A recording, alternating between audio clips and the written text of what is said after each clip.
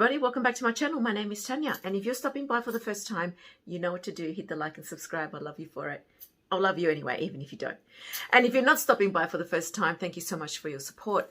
Today's video will be about my bags and some of the things that I don't like about my bags and some of the quirks about them that I find frustrating. Now, for other people who have similar bags or the same bags, you may not have this particular dislike about the bag, and that's perfectly fine. To each their own. But at the same time, these are some of the things that I find annoy me about my bags. I still love them. I won't necessarily give them up, but there are some things about these bags that still bug me. So even though they're luxe, it doesn't mean that they don't have some little flaws. Okay, the first one I'll share with you, some would not even consider a bag, and certainly LV doesn't consider it a bag. But this is the Pochette Accessoires. Now, this particular one I like, I enjoy, I use it quite a bit. What I don't like about this bag is the way it's been designed. So you have the back of the zip showing when you're actually using the bag. So if you have it on your shoulder, you've got this effect showing out. And I think it's, I just don't like it. It almost looks like, you go to the zoo and you see the animals, the monkeys, and they turn around and they put their butt in your face. And I think to myself, that sort of has a little bit of an FU, butt in your face effect. I don't know. Maybe that was too severe, but however, that's the only thing I don't like about this particular bag. Everything else I quite like about it. It's just this, it looks unfinished, somewhat unglamorous. Okay, so second bag, there's no particular order to this showing of my bags. And this is my Henri Bendel Bumbag. Now you will see here across there that it has this rippling effect. Now, I have tried to mold it and tried to sort of put things against it to hold it in place so that the wiring goes back into shape. And sometimes it works and sometimes it doesn't. But I don't know how this happened. So this is a little bit frustrating, and I hate the fact that it's right at the front because it's quite visible.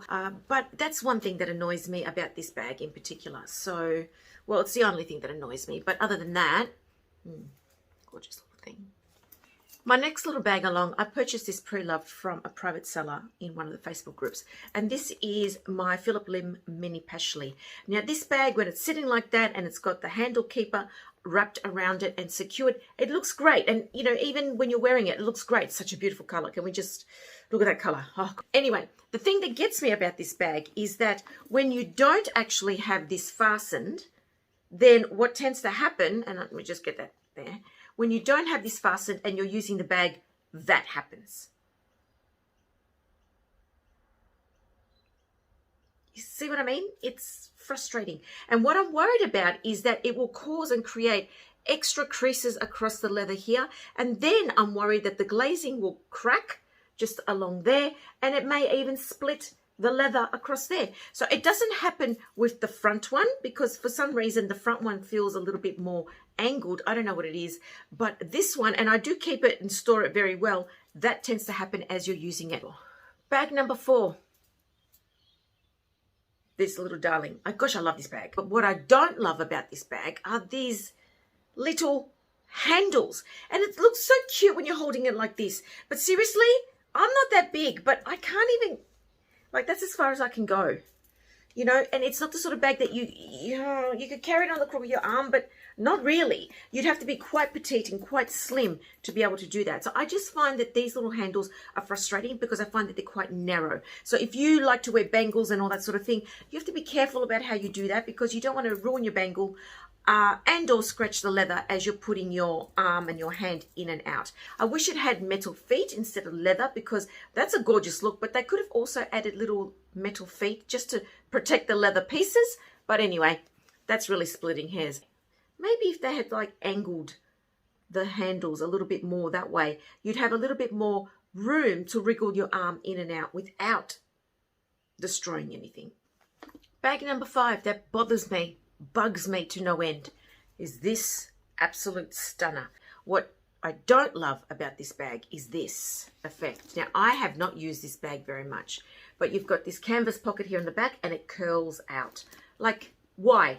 I keep my bags nicely stored in dust bags or sometimes not in dust bags on my shelves, and it's such a shame because it's a beautiful effect on the bag, but instead it has this curling up. I think it's ugly the way it does that, and it's not because of the way I hold it against my body. So if anyone knows how to repair that or how to fix that, I've considered putting something heavy on it, but then you can't because then you squeeze your bag too much.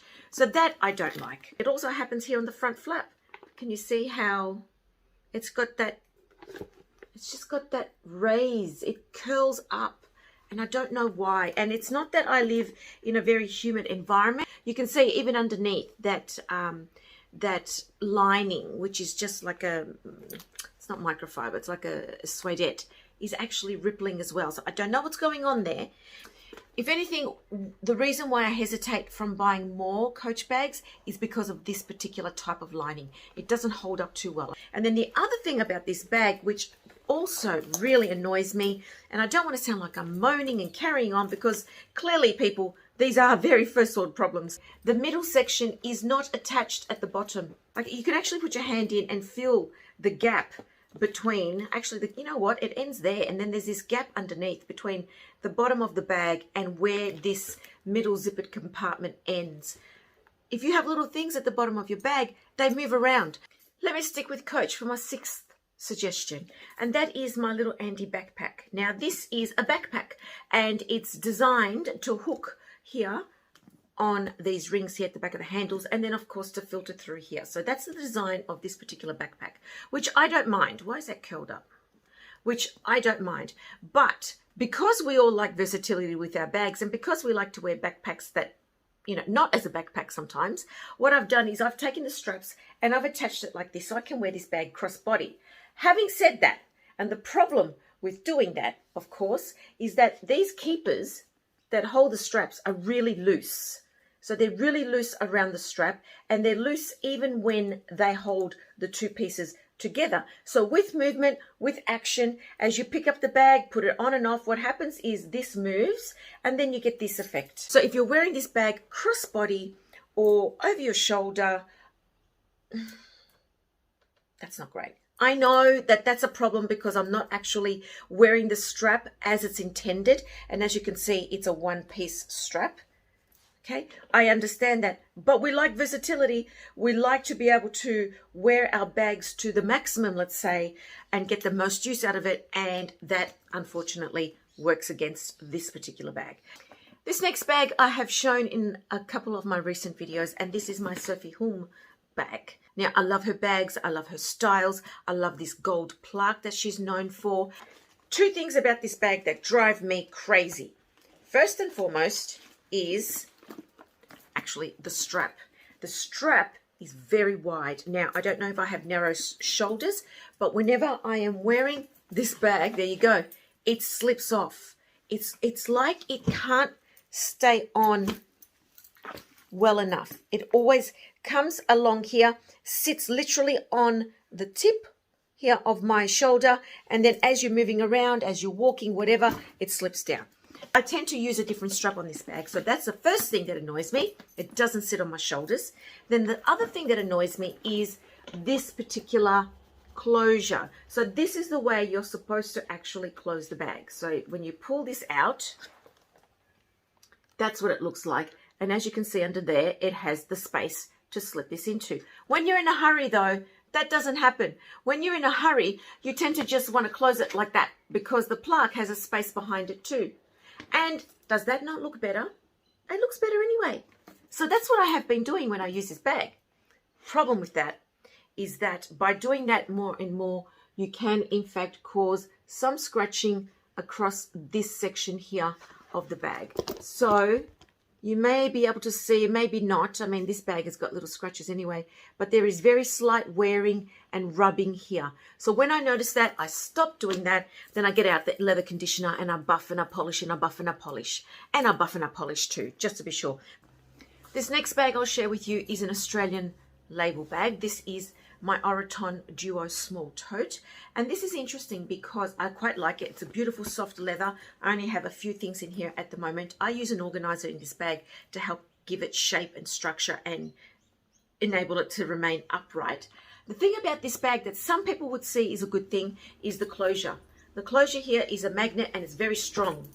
very strong. But depending on how you're using the bag and whether you have both hands or not to open it, sometimes what happens is you go to open and this twists, and this is what's happening. And that's, say it like that. And then you actually can't open it when it's like that. And that's a problem because you're pulling on these two sides. So you have to make a conscious effort. If you can't do it that way too, and even then you can see how it's like twisted and pulled. You have to make a conscious effort to use both hands to pull it apart. So the magnet's great that it's strong, but it can work against you in terms of the bag durability in that section, because the last thing I want to do is pull or tear that leather in that section. This bag has no feet.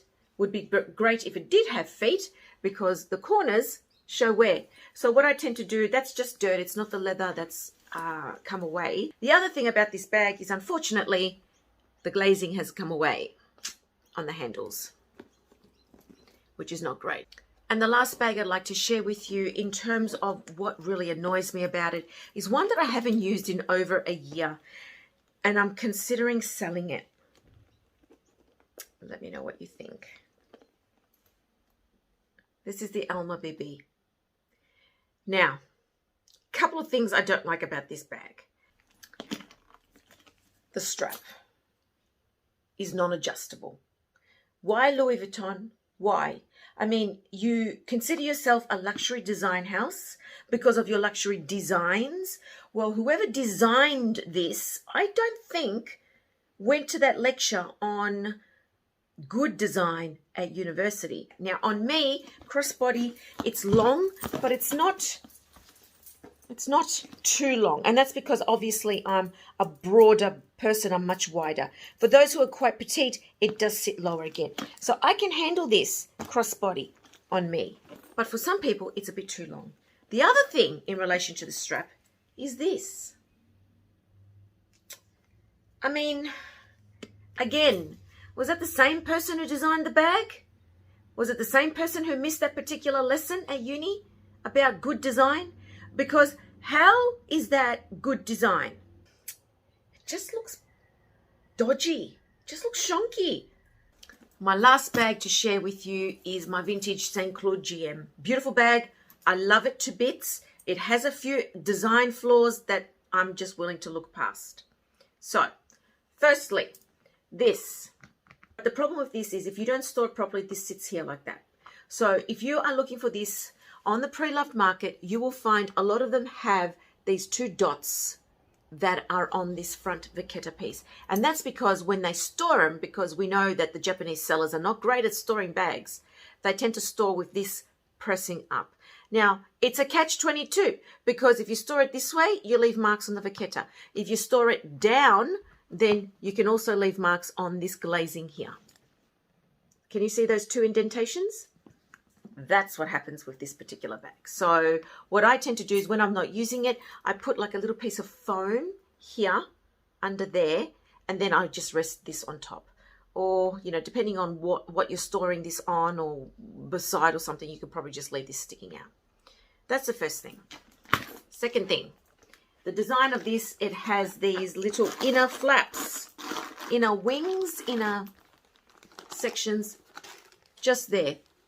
And so the design of this is that that piece of canvas, given that this is vintage, so it's thick canvas, is designed, while it's great like this because it stops things falling out, that's been well thought out.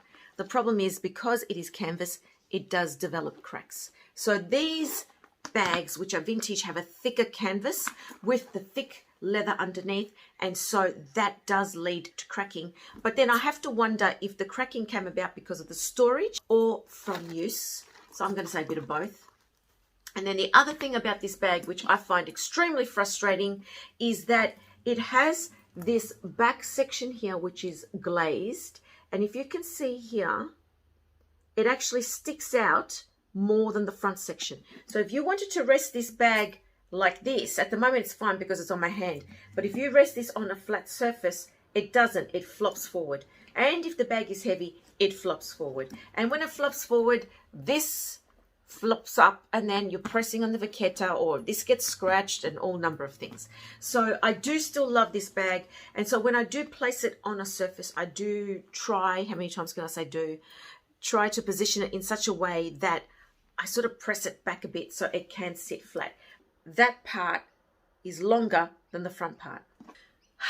So guys, let me know what you think of these flaws, let's say, or these little things that bother me about the bags. You know, you sort of think to yourself, we pay so much money for these bags. They're considered luxury items for a reason, yet they still have some design flaws. But there are bags that are not even in these particular price ranges or in this caliber, which are better designed and function better. So yeah, that's interesting food for thought there. What do you think of these things that I've picked out? Am I being too picky? I don't think so, but let me know regardless. So take care, everybody. God bless. I look forward to reading your comments, and I'll see you next time. Ciao.